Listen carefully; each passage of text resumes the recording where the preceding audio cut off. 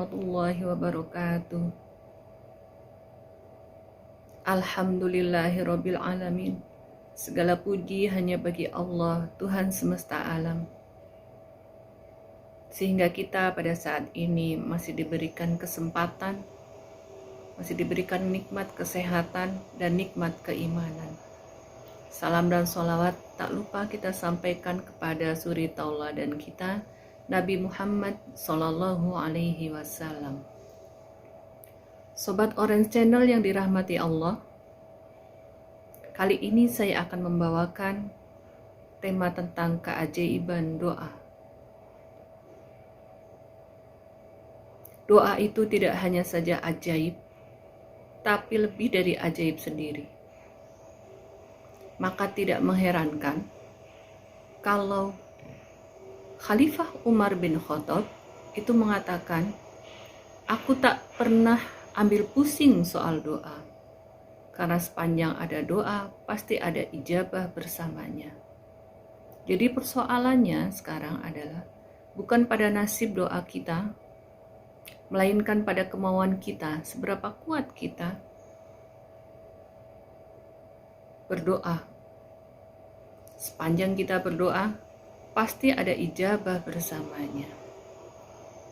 Kita hidup tidak mungkin kalau kita tidak berdoa, karena segala sesuatu ada bergantung pada Allah Subhanahu wa Ta'ala. Dalam surat Al-Baqarah ayat 186, Allah sudah mengatakan, ketika Nabi ditanya oleh hambanya, di manakah Allah? Maka Nabi menjawab, sesungguhnya Allah itu adalah dekat. Fa inni qarib, ujibu da'watad da'i idza da'an. Sesungguhnya aku ini dekat. Aku mengabulkan permohonan orang yang berdoa apabila ia memohon kepadaku. Sehingga iblis pun memohon kepada Allah agar ia diberi tangguh atau diberi umur panjang sampai terjadinya kiamat. Dan Allah kabulkan permohonan tersebut. Jadi apa alasan kita? Kita sebagai orang beriman, maka kita harus sering-sering berdoa dan meminta kepada Allah, karena Allah pasti akan mengabulkan. Nah, ada beberapa hal keajaiban dari doa tersebut. Yang pertama, doa itu adalah inti dari ibadah. Dalam hadis Nabi disebutkan, sesungguhnya doa itu adalah ibadah. Doa itu adalah otak ibadah. Jadi ibadah-ibadah yang kita lakukan, sholat, berhaji, itu adalah merupakan doa dan inti dari kita sebagai orang Islam. Kita mengakui kita sebagai hamba yang fakir.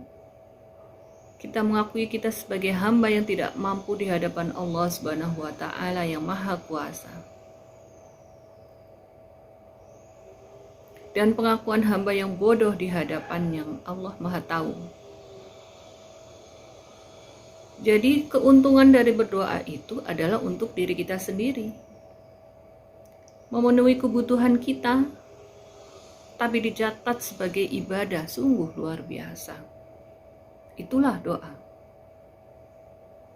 Jadi kalau kita masih enggan juga berdoa, apa namanya?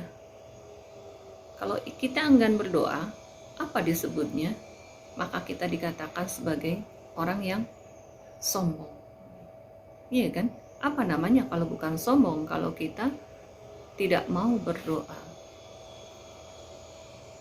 Allah berfirman dalam surat Ghafir ayat 60. Berdoalah kepadaku, niscaya akan kuperkenankan bagimu.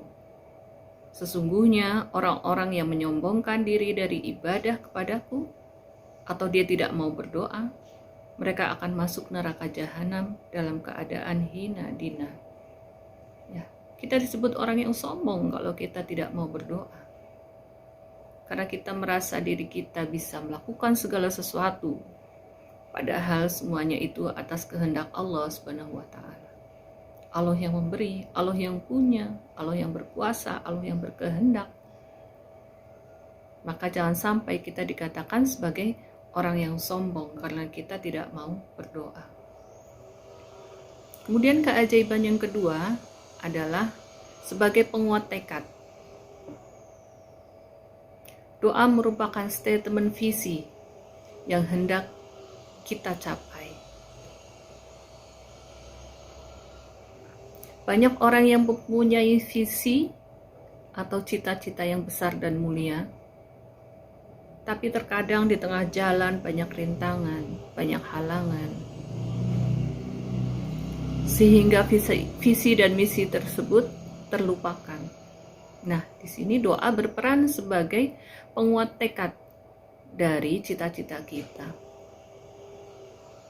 Dan doa ini menjadi solusi. Dengan berdoa kita menyatakan keinginan kita untuk mewujudkan visi atau tujuan besar yang hendak kita wujudkan.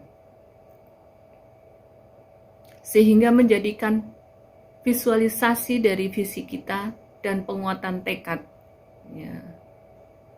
Dan akan menjadikan segala aktivitas kita menjadi terfokus kembali. Rasulullah bersabda, "Jangan kalian lemah untuk berdoa, karena tidak ada orang yang celaka bersama doa." Dan keajaiban yang ketiga adalah sebab perubah nasib. Selagi kehidupan ini masih berjalan, belum berakhir, ibaratnya naskah cerita, itu masih koma dan belum titik, maka masih berpeluang melanjutkan naskah cerita kita. Kita masih berpeluang melanjutkan naskah cerita kita, dan tentu saja kita ingin ending yang bahagia, happy ending, yaitu husnul khotimah. Nah, salah satu ikhtiar yang kita lakukan adalah doa. Umar bin Khattab pernah tawaf mengelilingi Ka'bah sambil menangis dan berdoa, "Ya Allah, jika Engkau mencatat kesengsaraan dan doa atasku, maka hapuskanlah dan gantikanlah dengan kebahagiaan dan ampunan. Karena sesungguhnya Engkau menghapus apa yang Engkau kehendaki dan menetapkan apa yang Engkau kehendaki.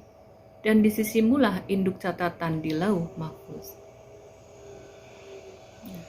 Riwayat ini disebutkan oleh Ibnu Katsir dalam tafsirnya ketika menjelaskan ayat dari surat Ar-Ra'd ayat 19, yang artinya Allah menghapuskan apa yang Dia kehendaki dan menetapkan apa yang Dia kehendaki, dan di sisinya lah terdapat umul kitab. Nah, betapa Allah itu bisa, sangat bisa. Allah itu berkehendak. Jadi Allah itu bisa saja menghapus catatan yang sudah Allah tulis untuk kita. Dengan apa? Dengan doa. Semua itu tergantung pada kita, tergantung perbuatan kita, tergantung usaha kita, dan kita kuatkan dengan doa. Kita rubah catatan kita dengan doa. Dan dalam sabda Nabi disebutkan bahwa tidak ada sesuatu yang bisa menangkal atau mengubah takdir kecuali doa. Jadi doa adalah salah satu sebagai faktor pengubah takdir. Sungguh sangat menakjubkan doa tersebut. Inilah salah satu keajaiban doa.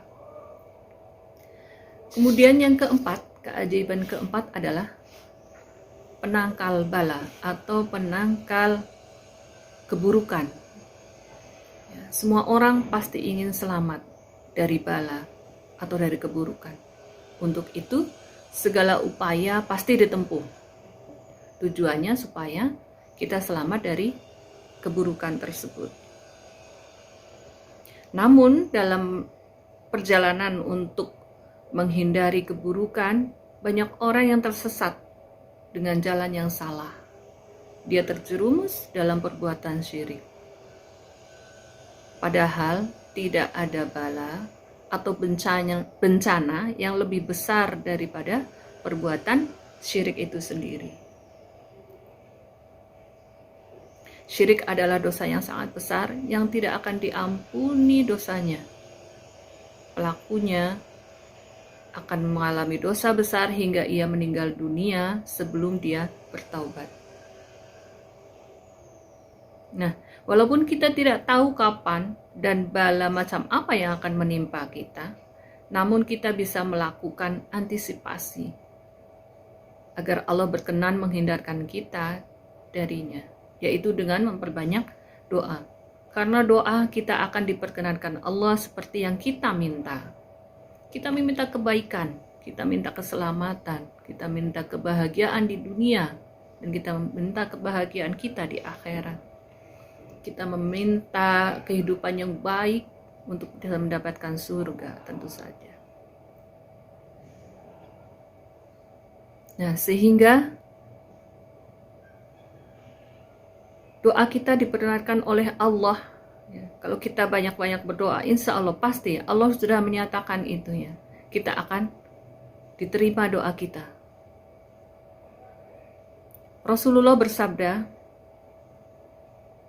setiap muslim di muka bumi ini yang berdoa kepada Allah pasti diberi apa yang ia minta atau dipalingkan dari keburukan yang setimpal. Yang demikian itu selagi tidak berdoa untuk berbuat dosa atau memutuskan sanak famili. Jadi bisa jadi doa kita itu dikabulkan oleh Allah atau kita dipalingkan dari keburukan yang setimpal. Ajaib kan? Jadi doa ini bisa untuk menangkal keburukan untuk diri kita. Kemudian keajaiban yang kelima adalah penjauh murka Allah. Allah Subhanahu wa Ta'ala Sang Maha Pemurah dan Maha Penyayang. Semakin sering kita berdoa, Allah semakin sayang. Semakin banyak kita meminta, Allah semakin ridho. Dan semakin banyak pula karunia-Nya. Demikian rupa pemurahnya, hingga ia murka kepada orang yang tidak mau meminta kemurahannya. Berbeda dengan manusia. Kalau kita terlalu sering meminta kepada manusia, bisa jadi dia bosan dan menghindari kita. Kita juga kalau kita sering diminta, kita akan risih. Tapi beda dengan Allah. Betapa pemurahnya Allah. Maka Allah akan sangat senang apabila dimintai. Kita sering-sering meminta kepada Allah. Rasul bersabda, siapa yang tidak mau berdoa kepada Allah, maka Allah murka kepadanya. Hadis riwayat Ibnu Majah. Jadi sangat rugi kan? Sangat rugi apabila kita enggan untuk berdoa. Kita sudah merasa diri kita adalah bisa segala-galanya. Maka Allah tidak suka. Oleh karena itu, sahabat channel, selagi kita di bulan Ramadan ini diberi kesempatan, di bulan yang mulia, di mana Allah sudah berjanji, ketika kita berdoa, apalagi di bulan yang sangat mulia, bulan Ramadan, Allah akan mengabulkan doa-doa kita. Maka sobat channel, mari kita perbanyak doa di saat-saat ini, selagi kita masih bisa memanjatkan doa. Kita mintakan apa saja untuk kehidupan dunia dan akhirat kita. Demikian sobat channel, mohon maaf apabila ada kekurangan. Wabillahi taufiq wal hidayah. Wassalamualaikum warahmatullahi wabarakatuh.